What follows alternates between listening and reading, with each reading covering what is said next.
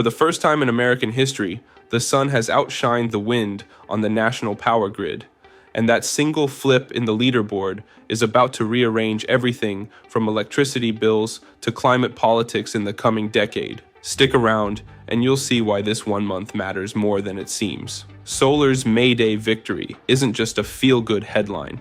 It's the first hard data point showing renewables accelerating even faster than forecasters dared to predict, edging us toward a future where fossil fuels have to fight for the scraps instead of calling the shots. In the U.S. Energy Information Administration's latest Electric Power Monthly, analysts tallied up 38,965 gigawatt hours of solar versus 36,907 gigawatt hours of wind for May 2025, giving solar north of 11% of all electricity that month and nudging the combined solar plus wind share past 1/5 of the grid. I'll link all the info I used in the description. What's jaw-dropping isn't just the size of that wedge, but the speed. Utility scale arrays alone pumped out a 33% year-over-year gain, while rooftop systems tacked on almost 9%. Throw both together, and you get a 26% surge in just 12 months, the kind of hockey stick curve venture capitalists paste on pitch decks but rarely see in real life.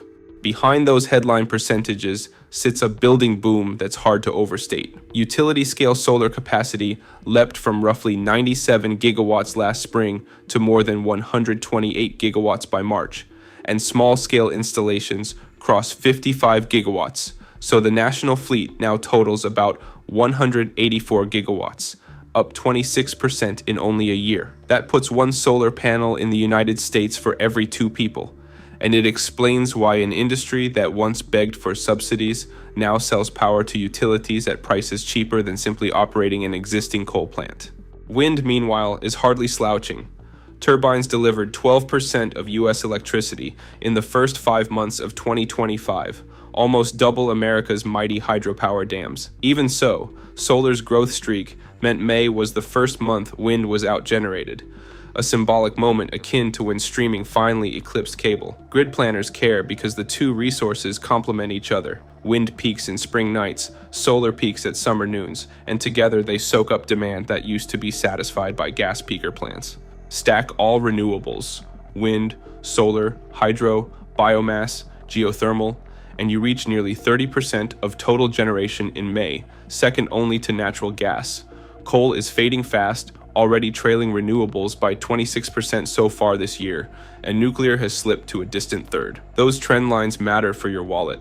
States leaning into clean power are logging smaller price hikes, while fossil-heavy states are seeing steeper bill spikes as fuel costs yo-yo. Zooming out, the US grid has rewritten its own record book every year since 2020.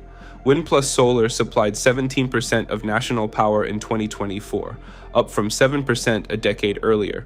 2025 is on track for more than 20%, according to the climate think tank Ember. That pace would have ranked as science fiction when the first iPhone launched.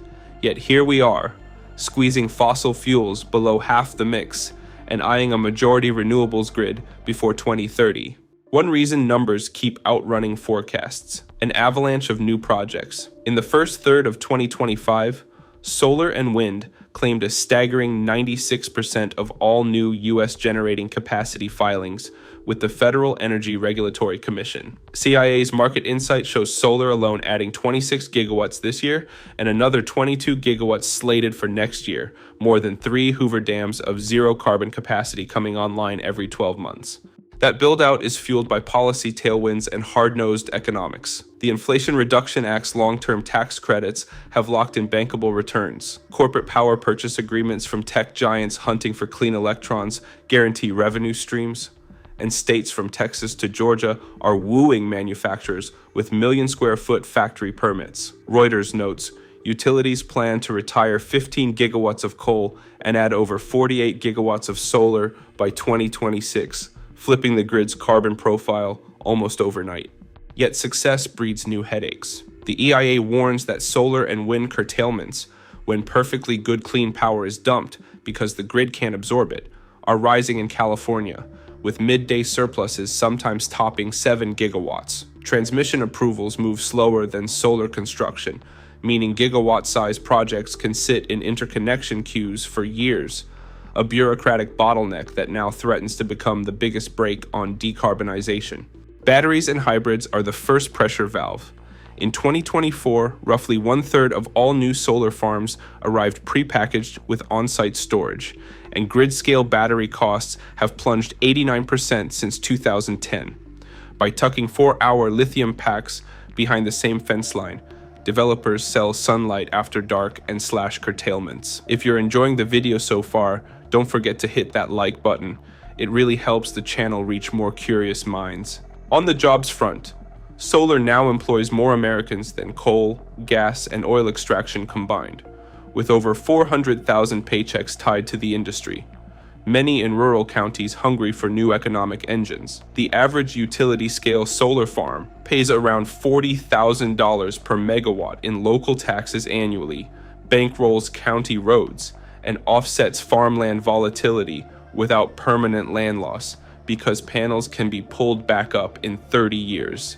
Critics argue the renewables surge drives up power prices, but recent EIA and Reuters data suggest the opposite. States adding the most clean capacity, California, Nevada, Texas, have seen retail rates rise slower than the national average, while fossil fuel-heavy states posted steeper increases tied to volatile gas prices. In short, kilowatts that arrive without a fuel bill act as a hedge against commodity shocks, and they're increasingly winning that bet. May's numbers also shattered a few quiet records. Solar eclipsed hydropower, biomass, and geothermal combined for the first time and delivered 55% more electricity than coal that month. Natural gas still reigns, but its share flirted below 40% in spring afternoons, a taste of a future where gas turbines ramp only during storms and cold snaps.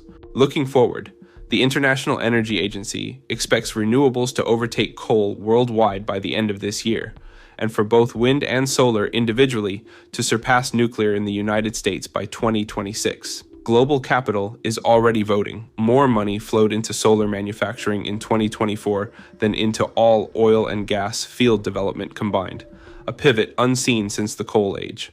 Still, interconnection backlogs loom like traffic jams. More than 2,500 gigawatts of proposed projects, over twice current U.S. generating capacity, are stuck in queue studies, many waiting 3 to 5 years for a green light. FERC's new first ready, first served rule aims to unclog that pipeline, but transmission planning must leap from spreadsheets to shovels for the surge to continue. America isn't sprinting alone. China installed a record 216 gigawatts of solar last year. India just passed 100 gigawatts of wind plus solar, and the European Union now draws more power from renewables than from fossil fuels. The US breakthrough matters because global credibility hinges on putting gigawatts where the policy promises are, showing that a wealthy, energy-hungry nation can swap combustion for photons and still keep the lights on. All the sources are linked in the description, plus the deep dive on Tesla's latest earnings and whether its robotaxi plan can really save the company. Thanks for watching.